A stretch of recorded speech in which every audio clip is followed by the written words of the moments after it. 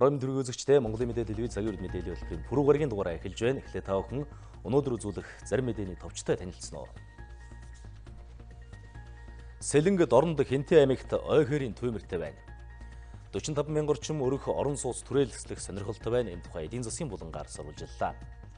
Налайхын нүүрсний сооногт сүүлийн 10 жилийн хугацаанд 100 гаруй хүн амьнасаа алджээ. 30 жилийн хугацаанд 200 гаруй хүүхдийг өсгөж хүмүүжүүлсэн энэрэнгүй үйлстэн гамаагийн тухай бид сурвалжиллаа. Америк хятадын тал тунгадахгүй худалдааны маргаанаа эцлэх найдвар хүлээлт үүсээд байна.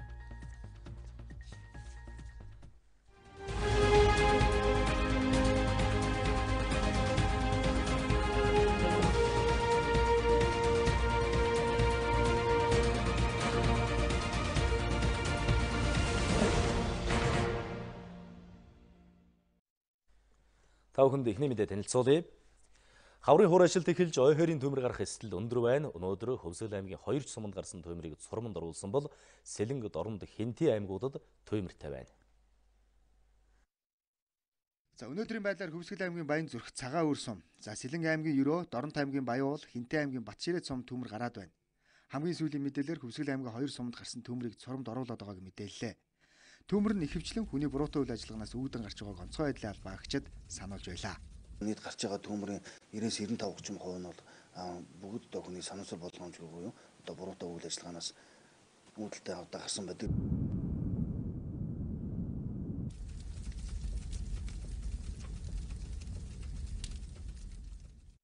(2018) онд манай улсын хэмжээнд 77 удаагийн ой хэрийн төмөр гарч 36 га талбай шатаж 40 орчим тэрэм дүргний охирол амссан байна. Халуун одоо үнс нурмаа бас ил задгаа асгах, дасаас нь тамхи гарынхаа шүтэнцийг онтраалгүй хаях. Энэ одоо иргэдийн буруутай үйл ажиллагаанаас үүдэж бол төмөрийн одоо шалтгаан болж байна. Сүүлийн 5 жилийн хугацаанд 190 гаруй хүн гал төмрийн улмаас амьнасаа алджээ.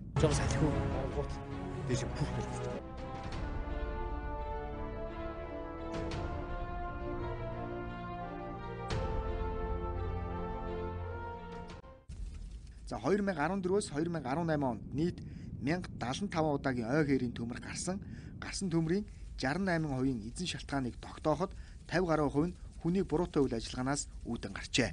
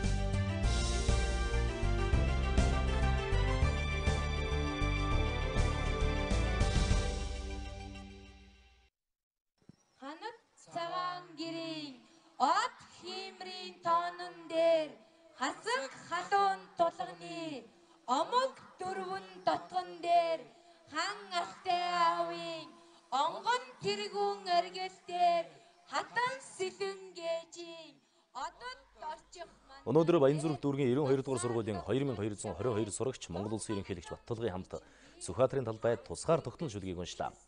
Монгол улсын хөтөлбөрийн баатар ардын уран зохиолч Дэндвийн пүрэв дөржийн тусгаар тогтнол шүлгийг жил бүрийн 4-р сарын эхний 7 хоногт ерөнхий боловсролын сургуулийн сурагчид уншдаг уламжил тогтсон өнөөдөр инхүү тохиож байна. Хүүхэд залуус их орон сэтгэл тусгаар тогтнолын ухагтхууныг яруу найрагч Дэндвийн пүрэв дөржийн тусгаар тогтнол шүлгээр дамжуулан олгож үндэсний бахархал шүлэг болгохыг зорж байгаа юм байна. Өнгөрсөн жил энэ шүлгийг Баянгол дүүргийн оюуны ундраас хөтөлбөр сургуулийн багш ажилчдын санаачилгаар 3333 сурагч уншиж байсан юм. Эрх чаргалтай баталсан эргэн бүхний гараар тусгаар тогтнол чамайг тунхаг лам бичин бий.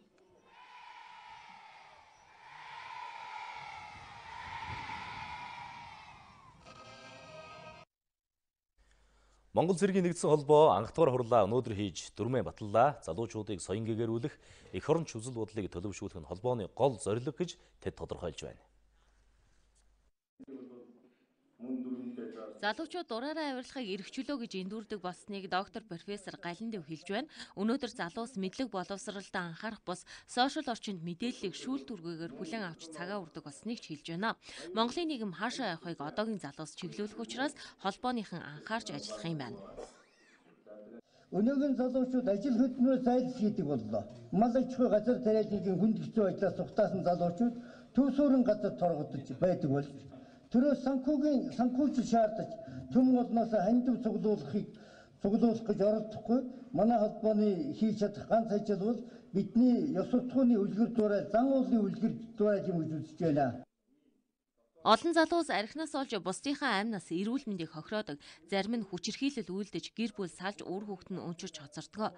Тиймээс Монгол Цагийн нэгдсэн холбоо бусад төрийн бус байгууллагатай хамтран ажиллах юм байна. За Монголын нийгмийн иргэд буй хэл төрийн албан хаагчдаг мөн өөртөө хүртэл одоо архины асуудалтай гэдгийг бид саяхан харсан шүү дээ. Архитектийн эсрэг үйл ажиллагаа явуулдаг байгууллага бол жаахан ганцаардангуй байсан юм аа. Тэгээ энэ үед одоо энэ олон иргэний нийгмийн байгууллагууд орж ирж байгаа явдал бол миний хувьд их баяртай байгаа. Монгол Цагийн нэгдсэн холбоо анх дахь хурлаараа тэргүүнээ сонглоо. Монгол Улсын ерөнхий сайд хүрэлцэх энэ холбоог тэргүүлж ажиллана. Сүүлийн үед хүмүүс үр хүүхдүүдтэй үг хэлэхээ байсан байна. Залуу бандар маань өгөнд орхоо байлаа. Арх ууж байна, хар тамхитай холбогдож байна. Бидний ирээдүй болсон бандар маань. Тийм учраас энэ холбооны гол үүрэг бол залуу эрчүүдийг соён гэгэрүүлж хүмүүжүүлэх явдал бол энэ холбооны их чухал үүргийн нэг гэж би дотроо бодож байгаа юм. Монгол Цагийн холбооныхан залуучуудыг соён гэгэрүүлж эх оронч төлөвшил хүмүүжил олгохоос гадна цэрэг цагдаагийн албан хаагчдын ёс суртахуун гоо сайхны боловсролыг дээшлүүлэхэд анхаарах юм байна. Мөн салбарынхны орон сууцны хангамжийг сайжруулахад төрийн бас байгууллагатай хамтран ажиллахаар төлөвлөжээ. Улсын их хурлын хаврын ээлжид чуулган маргааш эхлэн маргааш чуулган 10 цагаас нээлттэй хийж хуваар ёсоор намын бүлгүүд хурлдана. Харин үдээс хойш чуулганы хуралдаанаар Монгол улсын ерөнхийлөгчөөс ирүүлсэн Монгол улсын ерөнхий прокурорыг томилох саналыг зөвшөөрөх тухай асуудлыг хэлэлцэх тав гарсан байна. Мөн энэ удаагийн чуулганы хуралдаанаар үндсэн хуулийн нэмэлт өөрчлөлтийг хэлэлцэх болов уу гэсэн хүлээлт байна.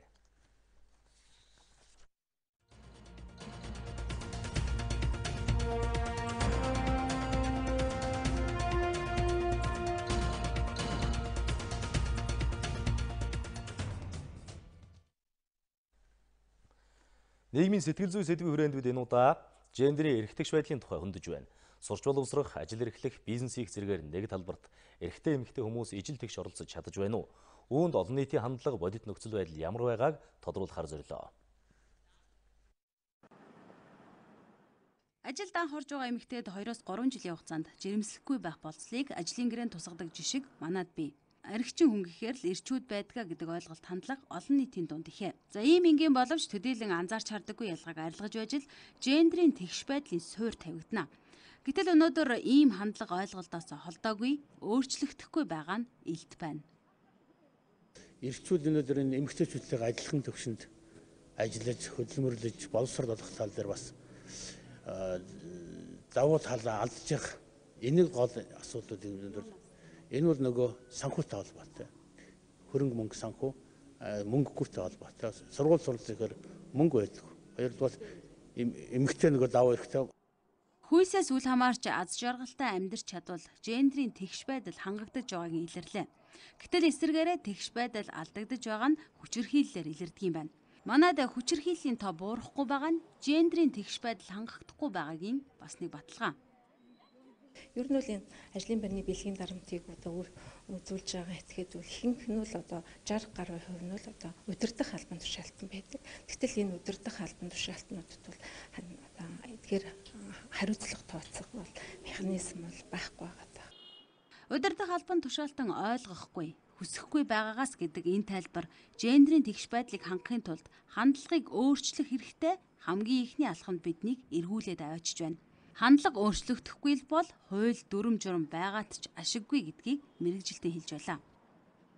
7 салбарын одоо гендрийн одоо стратегийг боловсруулж батлуулахад бол арга зүйн дэмжлэг үзүүлж одоо хамтран ажилласан.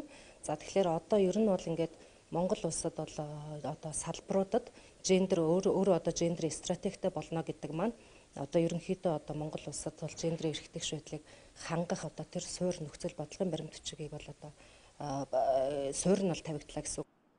За хандлагыг өөрчлөх, тухайн салбарт гендрийн тэгш байдлын судалгаа гаргах ажлын суурь өнөөдөр энэхүү 7 салбарт тавигдаж.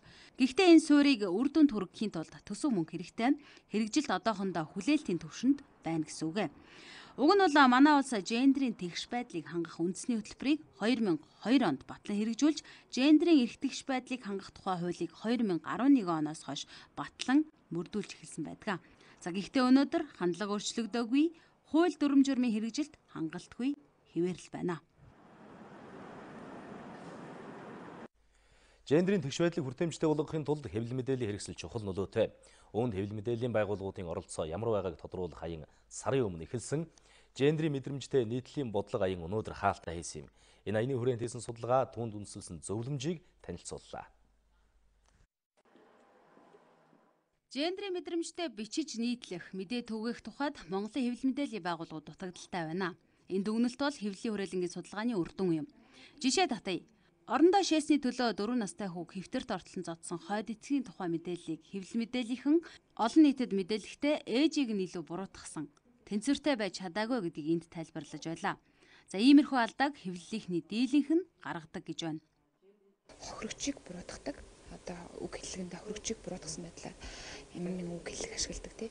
За тухайн гендер суурьсан хүчирхийлэл одоо цагдаа шүүхийн асуудалд ингэ явж хахад ямар нэгэн байдлаар үнэлэлт дүгнэлт нь гараагүй байхад одоо сэтгүүлч маань үнэлэлт дүгнэлт өгсөн үг хэллэг ашигладаг. Одоо жишээлх юм бол ял ахын тодорхой боллоо ч гэдэг юм уу тий. Тиймэрхүү байдлаар алдаануудын ихэнх хувийг санамсаргүй байдлаар гаргаж байгаач хувь хүн, хувь сэтгүүлчийн хандлага ямар байгаагаас гендрийн мэдрэмж, шударга, тэгш байдал цаасан дээр аль эсвэл дуу дүрсээр олон нийтэд алдаатай хүрч байна. Бидний дээр татсан жишээ буюу хүчирхийллийн сэдвээр энэ асуудал хамгийн тод илэрч байгаач ерөнхий дур зургаар нь харах юм бол хандлагыг өөрчлөх шаардлага үүсэж байгаа юм байна. Тиймээс энэ дүгнэлтэд үндэслэж редакцийн бодлогот нөлөөлөх алхмыг аяны хүрээнд хийж байна.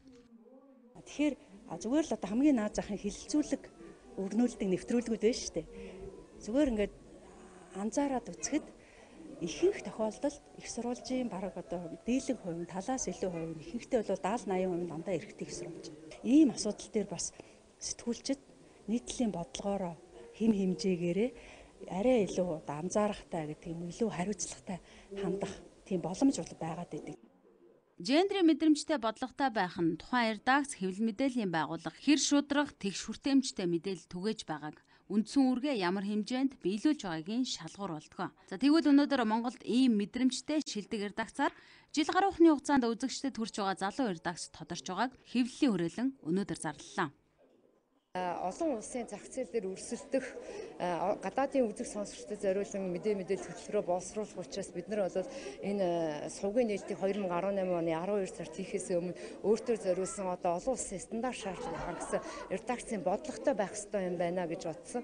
За тэгээ энэ бодлогоо бол бид нар мэдээж одоо хөгжингөө орнуудын одоо олон жилийн түүхтэй хэвлэл мэдээллийн хэрэгслийн юм шууд буулгах нь тохиромжгүй учраас өөрийн Монголын одоо байгаа хөрсөн дээр нэмээд BBC-гийн редакторын бодлогыг бол судалж байна. За хэвшмэл ойлголтуудад баригдахгүй. Эрэгтэй эмэгтэй хүүсээр ялгуурлах, үг хэллэг, дүрс, график ашиглахгүй. Их сурвалжийн тэгш байдлыг хангах нь редакцийн бодлоготой тусгаж ягштал баримтлах зарчим юм а.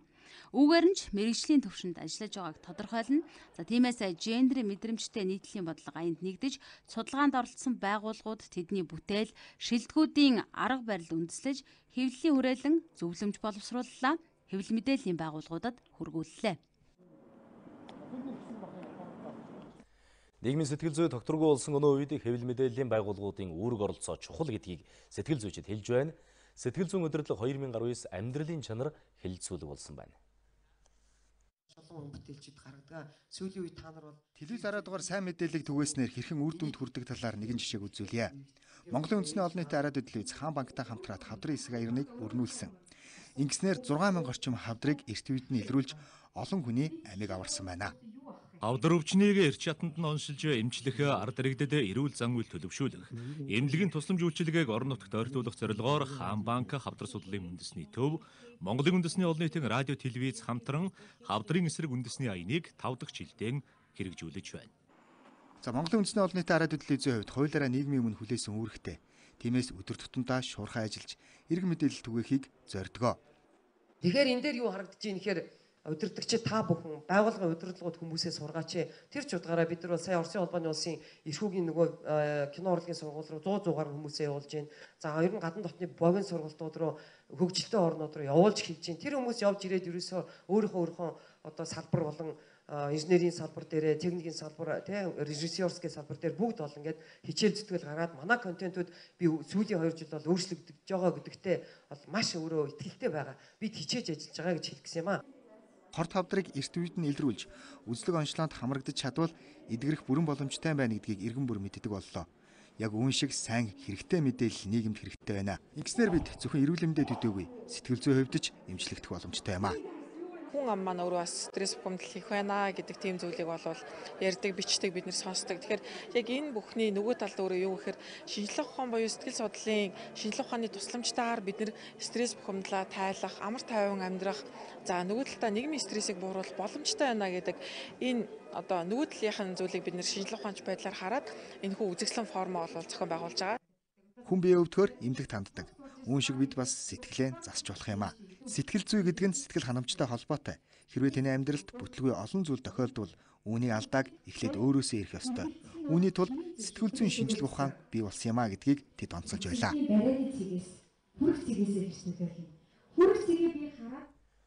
Монгол улсын 22 иргэн орон сургаггүй алга болсон талаар Монгол улсаас бүгд найрамдах Солонгос улсад суух элчин сайдын яамнаас мэдээлсэн байна. Энэ мэдээллийг сургаггүй алга болсон иргэдийн арга иргэний гаргасан мэдээллийн дагуу эрен сурвалжилж эхэлжээ. Сургаггүй болсон иргэдийн ихэнх нь бүгд найрамдах Солонгос улсад хөтөлбөр эрхлэхээр очсон. Тэдний зарим нь хууль бусаар амьдарч байгаа сургаггүй алга болжээ. Одоогоор хайж байгаа иргэдийн дунд 10 жил холбоо бариагүй иргэнч байгаа. Энэ иргэдийн мэдээллийг Монгол улсаас бүгд найрамдах Солонгос улсад суух элчин сайдын яамны албан ёсны Mongolian.com сайтад байршуулжээ. Тиймээс бүгд найрамдах Солонгос улсад сурч ажиллаж байгаа монголчуудад хандан энэ иргэдийг харсан үдсэн тохиолдолд элчин сайдын яамд шууд мэдэгдэхийг хүссэн байна.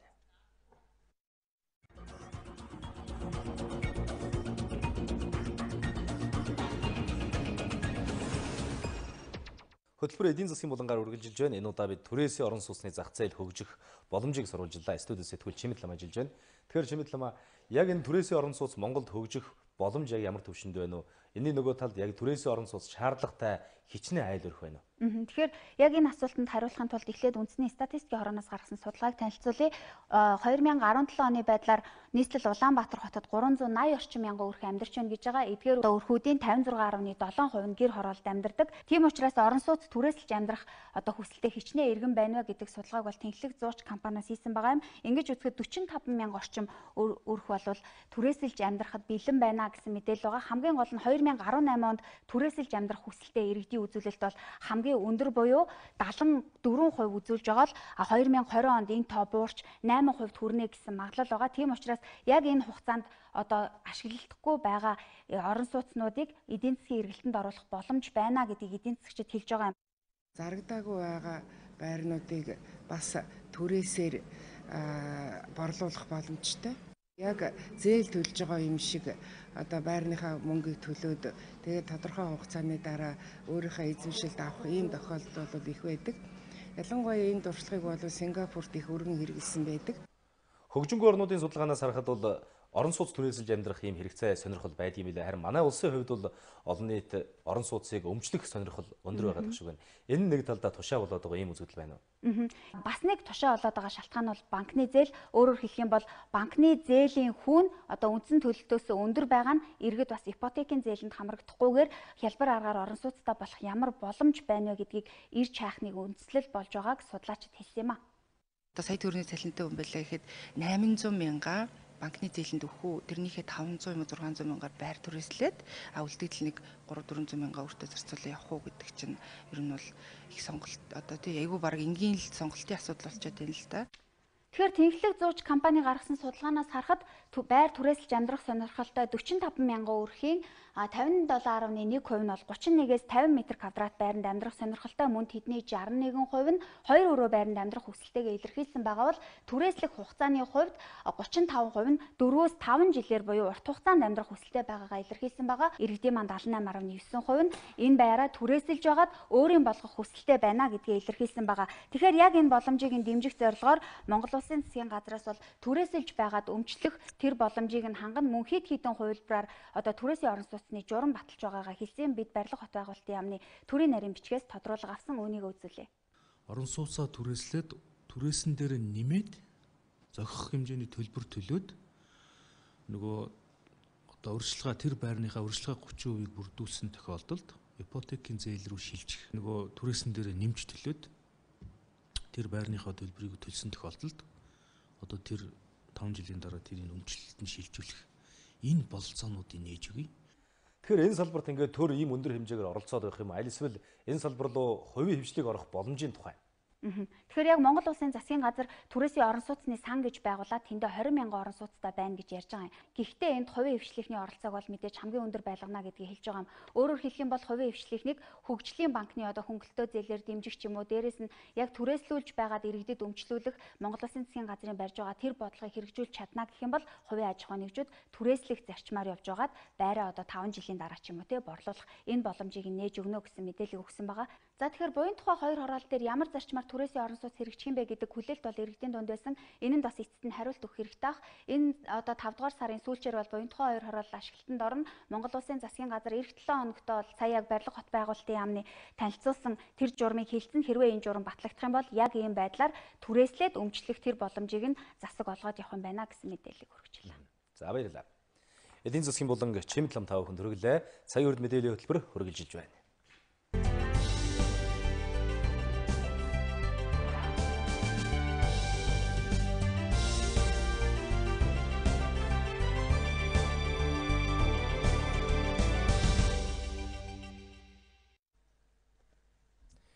Хүний амьнаас хамгийн их хэрсдэг налайхын нүүрсний ур хайнуудад мэргэжлийн хяналтын байгууллагаас шалгалт хийжээ. Улсын байцаагчид хууль бусаар олборлолт хийж байсан 41 ам цооногийн үйл ажиллагааг зогсоосон байна. Налайх дүүрэгт нүүрс олборлолтын улмаас сүүлийн 10 жилд 137 уурхайн осол гарч 126 хүн амь насаа алдсан байна. Хяналт шалгалтаар осол гарах эрсдэлтэй уурхаануудыг хааж зарим уурхайн хэргийг цагдаагийн байгууллагад шилжүүлсэн байна. Энэ өөрөө лицензийн талбай буюу огт зөвшөөрлгүй газар малталт ухалт хийсэн байж. Энэ юу гэхээр эрүүгийн тухай хуулиараа бол ерөөсөө эрүүгийн гэмт хэрэг болж хувирдаг. За өнөөдөр нэг бат гэдэг хүн зуршил гараад зогсоохоор маргааш дорж гэдэг хүн тэр амар орчод. За ингээд нөө дорж дээр наг тавихаар цэцгээгээд ингэж бидрийг одоо нэг хуулийн юу гэдгийг хуулийн үндсэн дээр асуудлууд нь гараад байгаа учраас бид ингээд дахин зогсоожсэн. Одоо тэгээд бид энэ амыг зогсоогоод байх нь үр дүнгүй байна. Тийм учраас бид энэ лицензийг ер нь эрхийн хүчингү болох ёстой байна гэдэг бол ер нь шанал шалгалтын үр дүн олон удаагийн шалгалтын нөхцөл байдал бидэрт харуулж байгаа. Сүмбэр худаг компани л гэхэд 70 гаруй нүүрс олборлох ам цооногтой. Хөдөлмөрийн аюулгүй ажиллагааны журам зөрчсөн тул тус компанийн 3 нөхөрлөлийн үйл ажиллагааг зогсоосон байна. 14-15 онд бол манай талбай дээр хууль бусаар ам цооногуд гарч эхэлсэн. Энэтэй бол бид налайх дүүргийн мэргэжлийн хяналтын хэлтэс, цагдаагийн хэлтэстэй хамтран, засаг даргын тамга газартай хамтран талбайгаа хамгаалах үйл ажиллагааг явуулж ирсэн. Хууль хяналтын байгууллагад хандсан. Эндээс бол эцэст нь дүгнэлт нь болохоор үнэлгээ хийлгээд ийм газар дээр ингэж ам цоон гаргасан байна гэсэн. Сүүлд нь бол прокуророос бол энэ хэрэг бол хэрэгсэхгүй болсон. Налайхад үйл ажиллагаа явуулж байгаа 9 аж ахуйн нэгжийн олборлолтын талбайг шалгаж үзэхэд 41.3 га эвдэрсэн байна. Нөхөн сэргээлтийг хийлгүй олон жил дураараа цооног үүсгэж байгаагаас болж зарим айл өрхүүд уурхайн нуралтад өртөх эрсдэл өндөр байгаа. Тиймээс энэ хяналт шалгалтыг цааш үргэлжлүүлэх юм байна. Манай улсын нийт бэлчээр 100 гаруй сая га талбай эзэлдэг, үүний 3.1 орчимд үлийн цагаан хотод тархсан. Үлийн цагаан хотны тоо толгой өссөн бүс нутагт жил бүр устгал хийдэг байна. Үүнд улсын төсвөөс 1 тэрбум орчим төгрөгийг зарцуулдагч зарцуулсан хөрөнгөийнхөө хэмжээнд хүрэхүйц үр дүн гарахгүй байна. Жил бүрийн хавар намрын улиралд үлийн цагаан огт нь устгадаг. Энэ жил 13 аймагт устгалын ажлыг хийж байна.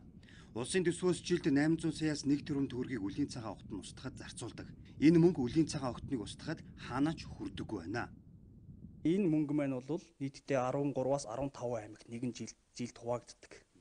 Ингэхээр улсын төсвөөс төсвөлж байгаа мөнгөийг бид нэг хэдий сонсоход их хэдий сонсогдож байгаа боловч 13, 14 аймагт хуваачаар энэ жоохон мөнгө болоод явчихж байгаа. Ерөнхийдөө бол үлийн цагаан огт нь устгах гэхээсээ илүү бидний хийж байгаа ажил бол үлийн цагаан огтны тоо толгойг бэлчээр ургам буюу байгаль орчинд одоо ямар нэгэн сөрөг нөлөө үзүүлэхгүй тэр үзүүлэхгүй хэмжээний тоонд нь барихыг л ийм зорилго бодлого болгож ажиллаж байгаа.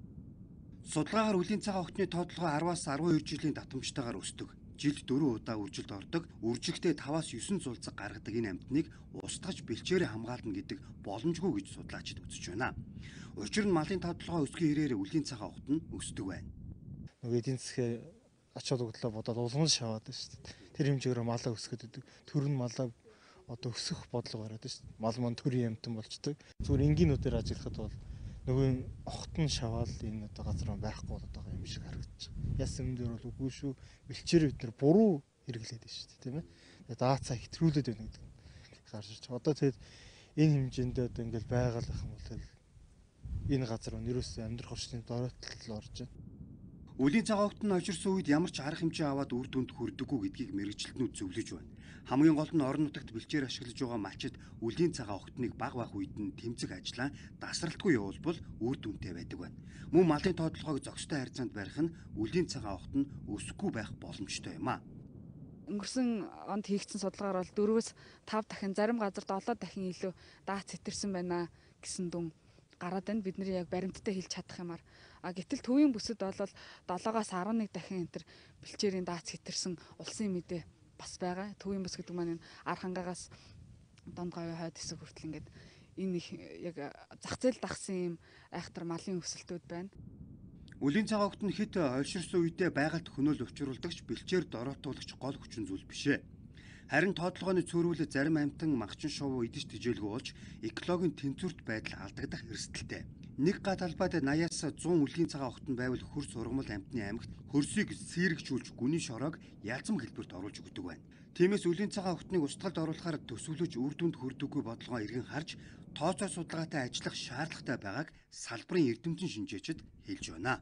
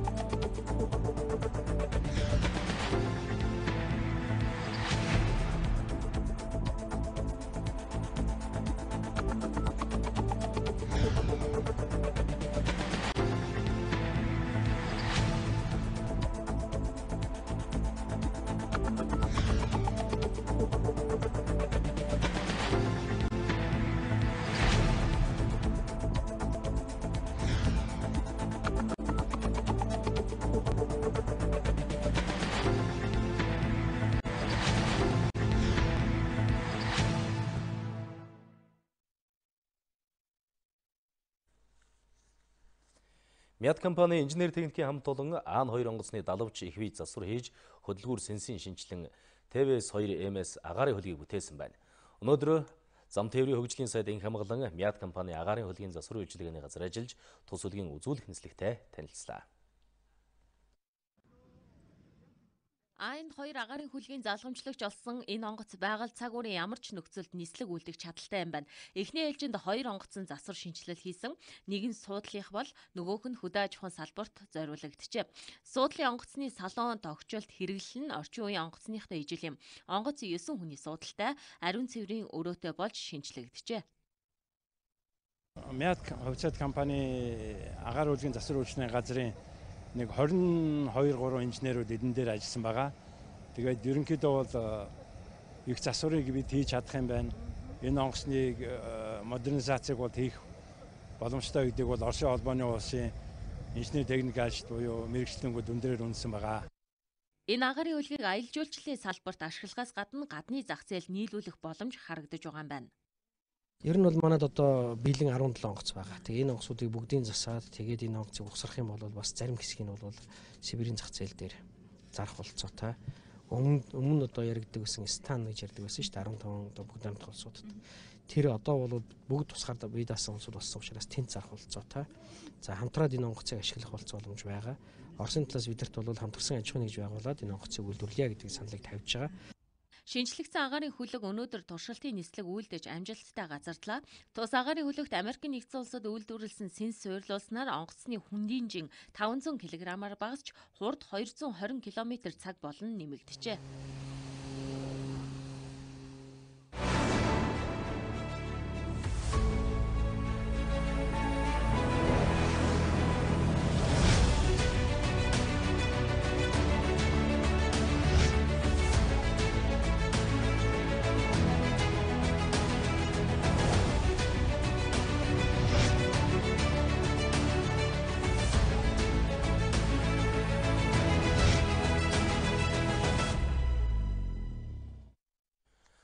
жилийн хугацаанд 200 гаруй хүүхдэд ээжийнх нь оронд ээж болон хүмүүжүүлсэн намжлын гамаагүйд энэрэнгүй үйлснээр нэрлэж байна. Тэрээр манай гэр асрамжийн төвийг байгуулж өдгөө 3 ээжийг ажлын байраар хангаж байна. 20 нас дөнгөж гарч яваа бүсгүй 24 цагийн цэцэрлэгт ажиллаж эхэлсэн цагаас л хойш хүүхэд асарч хүмүүжүүлэх ажилтай амьдралаа холбосон гэж гамаа багш ярьлаа. Японы хүмүүнлэгийн ажилтан түүнд асрах төв нээх анхны алхмыг нь чиглүүлж өгчээ. Тэр үед л авсан хүүхдүүд бол өвчтэй, одоо бас хэвтрийн, түнхний малдралтай, дулуурхны саажилттай тэгээд тийм хүүхдүүд байсан. Эдгээр чинь их жоохон одоо дөнгөж л одоо хөл дээрээ босоод нөгөө түнхний малдралтай байсан хоёр хүүхд чинь ингээ хөл дээрээ босчихсон байсан үеийн зураг. Одоо энэ жоохоохон энд байгаа, энэ жоохоохон энэ мисүүтэд сурж байгаа. Түүнийг хүүхдүүд нь аамаа гэж авгаална. Аамагийн харилцаа хүүхдүүдэд хамгийн том үлгэр дуурайл сургамж болно. Хүүхдийн ерөөсөө анхны бол одоо сургалт бол энэ ингээд ийм анхныхын сургалт бол ийм байдгийн ийм тий. Тэгээ сүүлдээ ингээд эн чинь нарийн болоод ирнэ л дээ. Энийг ингээд үзэсгэлэн гаргангууд ингээд зарагдаад тэгээд ингээд бид нарт хэрэгтэй зүйлсийг авч өгдөг. Гамаа огшны хөвчтэй юу зарч байна? Ерөө эмэгтэй хүн чинь цэвэрхэн гэр орон цэвэрхэн байх хэвээр өөрөө цэвэрхэн байх хэвээр гэх. Хичээлээ хийжээ тэгээд хоолундаа хийж үтээ зарим нь хоолоо хийж явах зур энийг ингээд зарим нь ойж явах жишээний. Ер нь бид нарыг ингээд айгу ажилд сургадаг. Тэгээд ер нь завтай байлгадаггүй. Манай гэр асрах төвд өсөж том болсон хүүхдүүд эхнээсээ ажил сургуулийн мөр хөөж ард улдсан дүү нартаа үлгэрлэнэ. Цаг заваараа амаадаа туслана. Хүн хийж чаддаг юмтай тэгээд мөн хийж чаддаг зүйл нөөртөн үлдсэн байхад л ерөн сайн хүн болно гэд. Тэгээд ямар нэгэн зүйлийг дотоочгүй, илүүчгүй яг тийм стандартын дагуу сайн юм хийж сураараа гэд тэгжил зөвлөдөг. Нэг зүүн үзүүр дээр тогтсон ганц удаа шиг тийм заяа тавилангаал ерөн бичсэн юм болов уу? Тэгээс 16 насны янз бүрийн зан төлөвтэй хүүхдүүдийг нэг гэр бүл болгож хүмүүжүүлэхэд нарийн ухаан хэрэгтэй. Үүнийг уралгаар холбохыг гамаа багш эрхмэлдэг байна. Тэр олон хүүхдүүдийг асар сувилж, наашсаа хичээл номонд нь явж зохицуулж бүх юмнуудыг тэгш болгохоос гадна тэр хүүхдүүдээ бүгдээрингийн уралгаар хүн болгох гээд бас зөв гогцоо дээр уягдаад өөрөө ч зөв сэтгэлийн үзүүрээс бас уяатай явдаг сайхан нутгийн эгч. Та өөрөө 4 хүүхэд төрүүлсэн юм байна. Хүүхдүүд нь таны ажлыг бас дэмжих тал дээр яаж ажилладаг? Ер нь дэмжин штэ. Манай том охин бол ерөөсөө халамжийн чиглэлийн ийм мэрэгчлээ хүн. Тийм учраас би бол одоо яг өөрийгөө бодоход яг асралт гэр бүл гэдгийг би бас сэргэжүүлээд явж байгаа юм болов. Одоо асрамжийн газар гэхээсээ илүү бид өөрсдийнхөө хитгэн хүүхдийг өсгөж хүмүүжүүлэх гэж ойр дотныхоо бүх хүмүүсээс дэмжлэх тусламж хүсэх нь бий. Гэтэл өөрийн 4 хүүхдээс гадна 200 хүүхдийг тэр амьдралд хөтөлсөн. Одоо 26 хүүхдийн алс ирээдүйг төлөвлөж зурглаж явна. Миний одоо яг хэтийн зорилго бол энэ хэдэн хүүхдүүд л ах トゥ шиг тийм ээ. Одоо нэг гэр бүл шиг одоо ингээд амьдраад явах л миний одоо зорилго. Би тийм л юм суулгаж өгч байгаа. Тэрэнд бол би бат итгэлтэй байгаа. Ярьдаг чи яриа байгаа.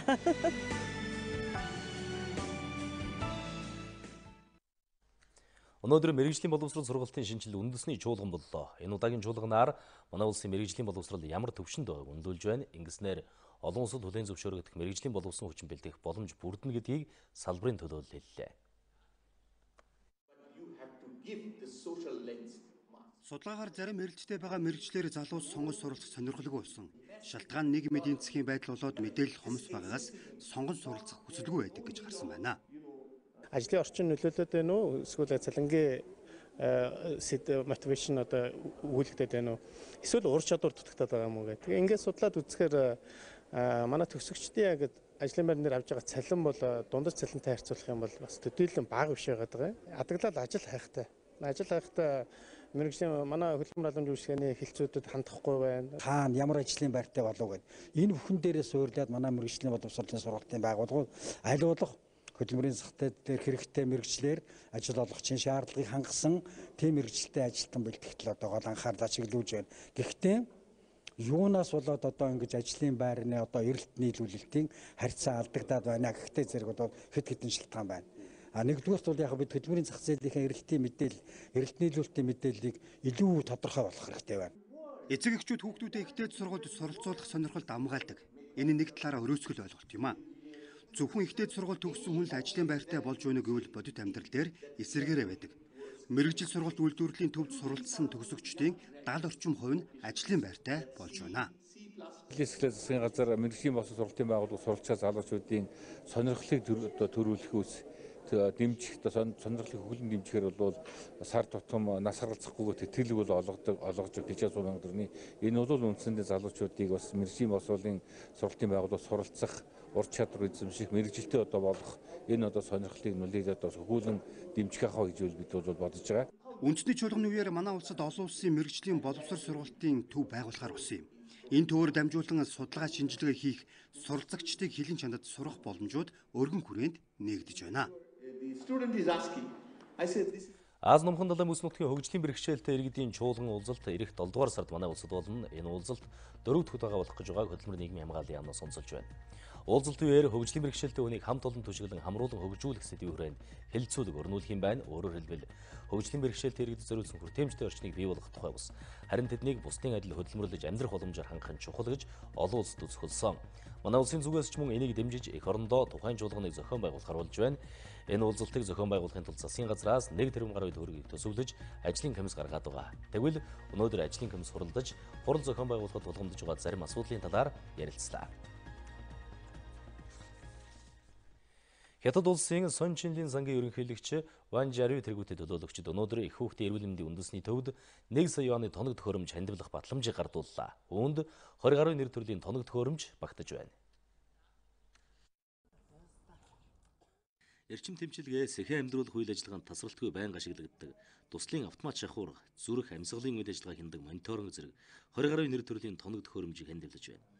Ийм төрлийн тоног төхөөрөмжүүд олон давтамжтай байнга ашигладаг учраас нөөцийн хувьд үргэлж хомсдолд орж байдаг байна. Цагийн ерөнхийлөгч Ванжеро дарга ерөнхийлөгч хүрэлцэн ирж Монгол улсад бас 1 хоногийн айлчлал хийлээ. Энэ хүн бол хуучин Хятадын коммунист намын гадаад харилцааны сайдаар 15 жил ажилласан. Хятадын одоо бас томоохон улс төрчин нэг. Тэгэхээр Хятадын хамгийн том сангийн ерөнхийлөгчийн хувьд одоо бас анх удаа Монголд айлчлал ирлээ. Өнөө өглөө бас эрүүл мэндийн салбарт их нэлхсийн төвд 1 сая юаны одоо тоног төхөөрөмжүүдээ бас бэлгэллээ. Их хүүхдийн эрүүл мэндийн үндэсний төв нэрэн сэхэн амьдруулах эрчим тэмчилгээний 5 тасагтай. Үүнд өдөрт 100 гаруй өвчтөн хэвтэн эмчилүүлж байдаг байна. Нэг өвчтөнд л гэхэд 3-аас 5 хэрэгсэл залгаас тавих шаардлагатай байдаг учраас тоног төхөөрөмжийн хувьд амархан эвдэрч гэмтдэг гэдгийг тус эмнэлгийн эмч нар хэлж байсан юм. Тоног төхөөрөмжүүд маань нэр төрлийн хувьд ингээд одоо олж сурахын ажуугаар бас тоо хэмжээний хувьд ч гэсэн нэлээх хэмжээтэй болоод ирж байна. Тасралтгүй нөгөө засвар үйлчилгээг нь банк хийгээд явбал эн чинь дор хаяжл нэг 5-аас 10 жил ашиглагдах боломжтой. Тэгээ тэр төсөв ингээд шийдэгдэж байгаа нь давхар бас ач холбогдолтой. Монгол улсын эрүүл мэндийн яам бүгд найрамдах Хятад улсын эрүүл мэнд гэр бүл төлөвлөлтийн үндэсний хороо 2017 онд хамтран ажиллах төлөвлөгөө байгуулсан. Хамтын ажиллагааны хүрээнд Монгол улсад эмчлэгдэх боломжгүй зүрхний төрөлхийн хүнд гажигтай 1 хүртэлх насны нэрээ болон амьдралын түвшин доогуур бага насны нийт 100 хүүхдийг бүгд найрамдах Хятад улсын Бээжин хөх хотын хүүхдийн зүрхний нис заслын эмнэлэгт үн төлбөргүй нис засалд хамруулжээ. Хаан банк салбар бүрийн төлөөлөл болсон 30 залууд санхүүгийн боловсрол олох орлоо. Энэ сургалтад хамрагдсан залуус санхүүгийн хэрэгцээг зөв тооцоол сурахаас гадна бусдад энэ аргачлалыг зааж сургах юм байна. Хаан банк санхүүгийн боловсрол олгох чиглэлээр үйл ажиллагаа явуулдаг АФА активтэй хамтарч сар гаруй өмнөөс санхүүгийн манлайлал 2019 хөтөлбөрийг зарлажээ. Тус хөтөлбөрт оролцохоор 1000 гаруй залуус захимаар бүртгүүлсэн байна. Харин тэдэн дундаас ирээдүйн зорилго чиглэлээр бусдаас онцгойж чадсан залуусыг сонгож, хувь хүний хөгжлийн сургалтад хамруулахаар болжээ. За техник технологийн дэвшилтэд уялдаж банкны үйлчилгээ байнга хувьсан өөрчлөгдөж байна. Энэ өөрчлөлт нь харилцагчдаас санхүүгийн мэдлэг боловсралтай байхыг шаардаж байгаа. Санхүүгийн боловсрал гэдэг нь иргэд зөвхөн өөрийн хэрэгцээ сонголтод нийцсэн банкны үйлчилгээг сонгохоос гадна өрх гэрийнхээ санхүүг хянж, хуримтлалтай, зорилготой амьдрахад чухал нөлөө үзүүлэх юм.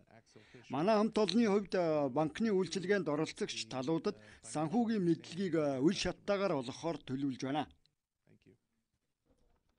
Сургалтад хамрагдагсад 12-7 хоногийн турш санхүүгийн мэдлэгийг сайжруулж, багаар ажиллах юм байна.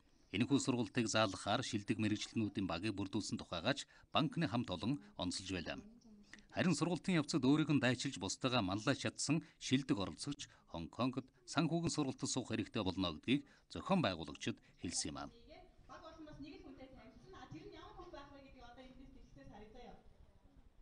Бид та бүхэнд өнөөдөр манай улсын хөрөнд өрнөсөн анхаарал татсан мэдээллүүдээ сөргөлөө үргэлжлүүлэн олон улсын мэдээлэл сүрэхээр тоймч төвшин жаргал студид ажиллаж байна. Орой мэндүргий. Орой мэндүргий. Үзэгч та бүхэнд юуны төрөнд Америк Хятадын худалдаатай холбоотой мэдээллийг хүргэх гэж байна. За тэгэхээр Америкийн нэгдсэн улс Хятадын худалдааны хэлэлцээнүүд дээр яригдж байгаа маргаантай ихэнх асуудал шийдэгдэж байгаа юм байна. За энэ тухай хоёр талын яриа хэлцээнд ойр их сурвалжууд мэдээлсэнийг Financial Times онцолсон юм.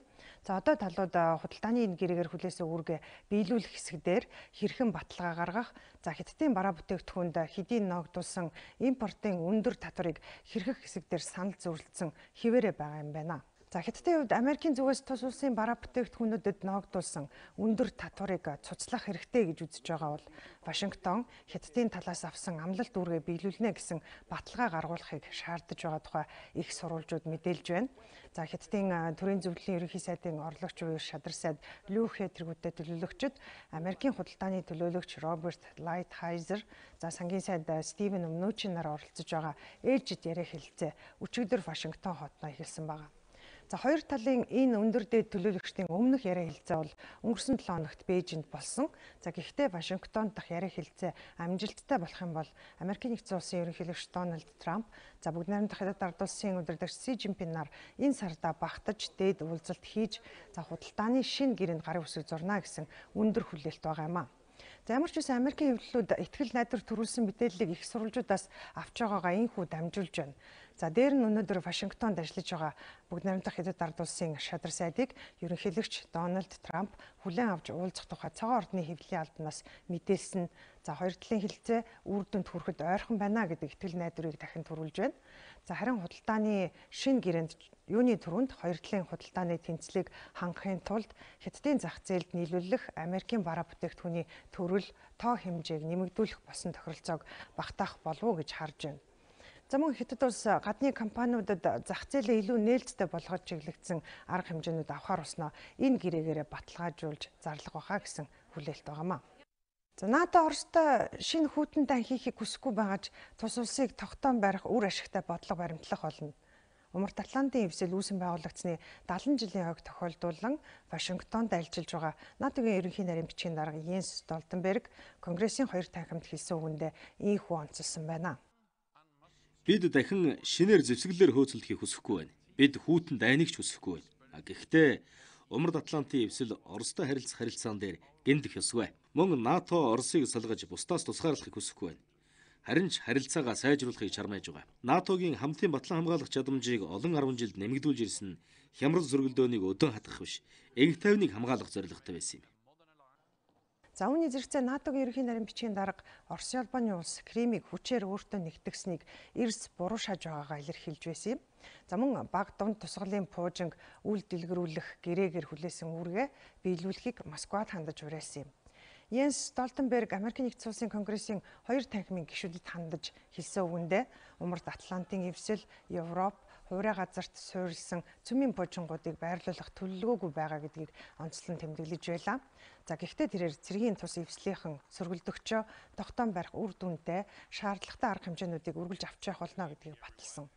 Мөн энэ үеэр тэрээр НАТОгийн өмнө олон сорил бэрхшээлүүд тулгарч ирээд байгаа учраас гишүүн орнууд санал зөрөлдөө найрлагаж илүү нэгт хамтран ажиллах шаардлагатай байгааг тэмдэглэн хэлсэн юм. За энэхүү Столтенберг Америкийн парламентын 2 танхимд үг хэлсэн олон улсын байгууллагын анхны тэргүүн болоод байна. Израилийн ерөнхий сайд Биньямин Нетаньяху Оросын улбаны улсын ерөнхийлөгч Владимир Путинтай уулзалт хэлцээ ихээр Москваг зориод байна. Израилийн ерөнхий сайд ажил хэргийн богино хугацааны альчлалаар Москвад хүрэлцэн ирэх тохиролцоонд өмнө нь хүрсэн болохыг Кремлийн хэвлэлийн албаны нарийн бичгийн дарга мэдээлсэн юм а. Хоёр улсын төр засгийн тэргүүний уулзалтаар олон улсад тулгамдсан асуудлуудыг хэлэлцэх юм байна. Түүний дотор Оросын тал Сирийн нөхцөл байдлыг зохицуулах Израилийн төлөвлөгөөг хэлэлцэхэд бэлэн байгааг баталсан байна. Би Оросын улбаны улсын ерөнхийлөгч Владимир Путинтэй ээлжид үе шаттай уулзалтаа хийхээр нисэх гэж байна. Бид Сирийн нөхцөл байдлын тухай хэлэлцэн. Манай хоёр улсын цэрэг армийнхны үйл ажиллагааг уялдуулан зохицуулах асуудлаар санал солилцсон. Мөн Израиль улсад чухал ач холбогдолтой бусад асуудлуудыг ч хэлэлцэх болно. За хоёр орны төр засгийн тэргүүнээр өнгөрсөн нэгний өдөр уцаар ярихдаа Оросын улбаны улс Израилийн харилцаа, цэргийн салбартаа хамтын ажиллагаа, ойрох дорнодын бүс нутгийн байдлын талаар санал солилцсон юм. За Израилийн ерөнхий сайд энэхүү он гарснаас хойш 2 дахь удаага Москвад айлчилж байна. За өмнө нь 2 дугаар сарын 27-нд Москва хотод хүрэлцэн ирж ерөнхийлөгч Путинтэй Сирийн асуудлыг зохицуулах ажлын хэсэг байгуулах боломжийн талаар хэлцэж байсан юм. За Израилийн хэвлэлүүд ерөнхий сайд Нетаньяхуг мөн ирэх 9 доллах парламентын сонгуулиас хэдхэн хоногийн өмнө Москвад айлчилж байгааг нь онцолж бичсэн байлаа. Үүний зэрэгцээ Голланы өндөрлөгийг еврейн төр тулсын хэмээн хүлээн зөвшөөрсөн шийдвэрт гарын үсэг зурж танилцуулсан Америкийн нэгдсэн улсын ерөнхийлөгч Дональд Трамптай хийсэн 3 дугаар сарын 27-ны уулзалтаас хойш анх удаага Оросын төрийн тэргүүнтэй уулзахаар энэхүү Москваг зорж байгааг нь онцлсан байна. За Их Британийн парламентын доод танхим буюу нийтийн танхим Европын холбоонд Брекситийн хугацааг дахин хойшлуулж өгөх хүсэл тавихыг засгийн газарт үүрэг болгосон хуулийн төслийг дэмжин баталлаа. Нийтийн танхимын 313 гишүүн энэ хуулийг дэмжин саналаа өгсөн бол 312 нь эсэргүүцсэн байна. За тус хуулийн төслийг лордуудын танхимаар хэлэлцүүлж батлуулан за улмаар хатан хаан 2 дугаар Элизабеттайгаар дэмжүүлж гарын үсэг зурулахын тулд төлөөлөгчдийн танхим хурдсгсан процедураар нэг өдрийн дотор хэлэлцээд ийхүү баталсан нь юм. За дээд танхим харин энэ хуулийн төслийг өнөөдрөөс хэлэлцэж энэ 7 хоногийн сүүлч гэхэд санал хураалтаараа дэмжих хэсгээ илэрхийлэх юм. За харин хуулийн төсөл батлагдсны дараагаар Их Британийн ерөнхий сайд улс орноо Европын холбооны игнэнээс яг хэдийн хугацаанд гаргахаа хойшлуулах хүсэлтэй байгаагаа товлож зарлах ёстой болоод байгаа юм. За гэхдээ Британийн парламентын гишүүд ирэх 12-ны дотор Брекситийн нөхцлүүд бүхий гэрээний төслийг дэмжин батлахгүй бол гарах үйл явцыг богино хугацаагаар хойшлуулахыг зөвшөөрөхгүй хэмээн Еврокомиссийн тэргүүн мэдгдэж байсан. За тиймээс энэ удаад Их Британийг Европын холбооны игнэнээс гаргах цаг хугацааг 1-2 жилээр хойшлуулж магадгүй гэсэн таамаг байна. За олон нийтийн сүлжээний нэг болох Твиттерийн Францын дотоод хэргийн яамны зар сурталчилгааг байршуулахаас татгалзсан байна. Тус яамныхан уг нь олон нийтийн энэ сүлжээнд суртал ухуулгын компанид ажил өрнүүлэхийг хүссэн юм байна. За гэвч Твиттерийн интернет дэх хуурамч хаяг мэдээллүүдтэй тэмцэх тухай Францын шинэ хуулийг зөрчихгүй тулд дотоод хэргийн яамны мэдээлэл сурталчилгааг цацхаас татгалзжээ. Дотоод хэргийн яамнаас Европарламентын сонгуул удахгүй болох гэж байгаатай холбоотойгоор тийм ээ би саналаа өгнө гэсэн хэштаг бүхэн мэдээллүүдийг цувралаар цацхаар төлөвлөсөн юм байна. За энэ сурталчилгааны захиалагч нь Францын дотоод хэргийн яам бол зохицуулагч нь засгийн газрын дэргэдэх мэдээллийн төв юм байна. За гэвч өнгөрсөн оны 12 дугаар сард Францын засгийн газраас батлуулсан хуулийн дагуу бол олон нийтийн сүлжээнд зар сурталчилгаа байрлуулах хувь хүн байгууллага бүр төлбөрийг нь хэн төлөх, ямар төсөвтэй зэрэгээ мэдээлсэн бичгтэй байх ёстой болсон байна. За мөн Европын холбоонд улс төрийн зар сурталчилгаа захиалагчид заавал бүртгэлд хамрагдсан байх дотоод журмыг Твиттерийн өөрөө мөрдөж эхэлсэн учраас Францын яамны захиалгыг гүйцэтгэх боломжгүй гэж үзсэн байна. Үүнтэй холбоотойгоор Францын засгийн газар өөрийн баталсан хуулийнхаа хохирогч нь боллоо хэмээн тодорхойлж байна. За өнөөдөр олон улсын хэвлэл мэдээллийн хэрэгслүүдээс хүлээн авсан онцлог мэдээллийг үзэгч та бүхэндээ багцлаа хүргэлээ. Анхаарлаа хандуулсанд баярлалаа. За олон улсын мэдээллээс тоймч төвшин жаргал та бүхэнд хүргэлээ. Үргэлжлүүлэн спортын мэдээ хүргэхээр Баян мөнх студид ажиллаж байна. Орон мэнд хүргэе Баян мөнхөө өнөөдөр ямар мэдээллүүдийг онцолж байна? За баярлалаа өрөө мэнд хүргэе. Эхлээд үзэгчдэд хөдөө орон нутагт болсон томоохон тэмцээн уралдааны мэдээллээс хүргэн. За Монголын олиолын холбооноос зохион байгуулдаг идэрчүүдийн 2019 оны улсын аврах шалгаруулах тэмцээн Ховд аймагт зохион байгуулагдаж байна. Энэхүү тэмцээнд 31 багийн тамирчид өрсөлдөж байгаа юм а. Энэ сарын 2-ны өдөр эхэлсэн тус тэмцээний нээлтийн ёслол боллоо. Нээлтэд Ховд аймгийн иргэдийн төлөөлөгчдийн урлын дарга Пүрүүгэнд, засаг дарга Баруун Бүсийн зөвлөлийн дарга Дүгэржөв, Монголын олиолын холбоо, аймгийн олиолын холбоо, аймгийн биеийн тамирын спортын газрын удирдлагууд болон баг тамирчид, багш дасгалжуулагчид оролцлоо. Ховд аймаг энэ онд 3 төрлөөр улсын аврах шалгаруулах тэмцээн зохион байгуулахын нэг нь энэхүү тэмцээн юм а. Ховд аймгийн засаг даргын үйл ажиллагааны мөрийн хөтөлбөрт аваргууд хөтөлбөр гэж хүүхэд багчуудыг биеийн тамирын спортоор хичээллүүлэх эрүүл үедээ одоо саруулах ухаантай бүтээл сэтгэлгээтэй болгох чиглэлээр бол энэ нийтийн биеийн тамирын асуудлыг бол тусдаа хөтөлбөр болж орсон байдаг. За энэ ажлын хүрээнд бол бас баггүй хөрөнгө хүч тавьж бас нэлээд ажлууд бас хийгдэж байгаа. Үндсэндээ манай хүүхэд багчуудын спортоор хичээлдэг хүүхэд багчуудын тоо нэмэгдсэн. Тус тэмцээнийг Ховд аймгийн засаг даргын Эвэлдор, засаг даргын хамгийн газар, биеийн тамирын спортын газар, аймгийн олиолын холбоо хамтран олон улсын хэмжээний мастер Кенис хааны нэрэмжит болгон зохион байгуулж байгаагаар онцлогтой болж байна.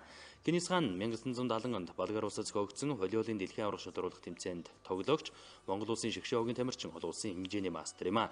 Тэрээр олон улсын болон улс аймгийн аврах шалгаруулах тэмцээнээс 76 медаль хүртэж 41 спортын мастер, 24 спортын дид мастер, улсын зэрэгтэй тамирчин шүүгч 8000 гаруйг бэлтгэсэн байна. Тиймээс олон улсын хэмжээний мастер Кенис хаан агсны авьяас ур чадвар амжилтыг залуу хойч үедээ таниулах зорилгоор түүний нэрэмж тулган зохион байгуулж байгаа юм а.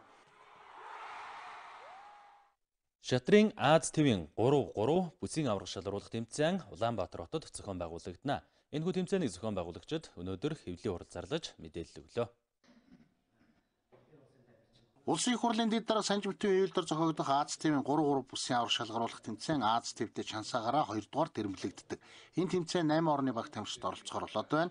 Тэмцээнд Филиппин улсын тамирчин Азийн анхны их мастер Эжен Торе, 2017 оны Mongolian Open тэмцээнд төрүүлж байсан Индонезийн их мастер Сусанто тэргүүтээ шилдэг тамирчид оролцоход Монгол улсаа төлөөлөн их мастер Хатанбаатар Гүндаваа Батчлун мөнгөн туул тэргүүтээ шилдэг шатарчид ур чадвараа сорих юм а. Өнөөдөр Монголын шатрын холбооноос тус тэмцээний талаар болон өөрийн шатрын холбооноос хийх ажлуудын талаар сэтгүүлчдэд мэдээлэл өглөө.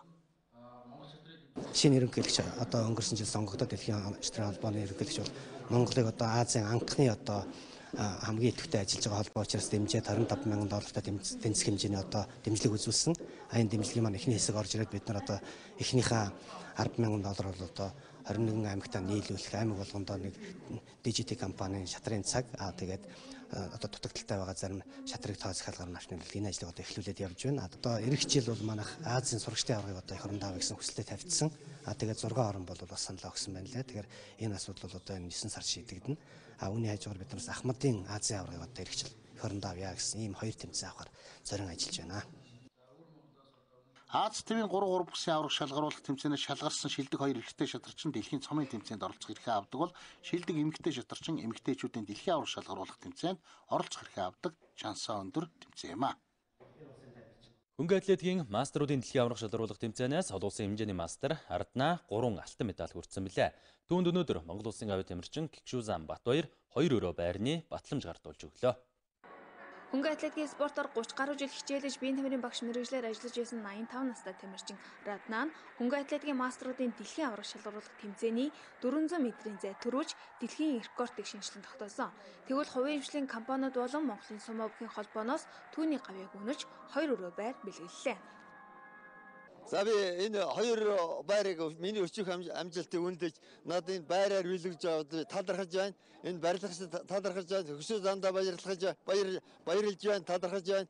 Ажлын өндөр амжилтыг хүсье эдэртээ.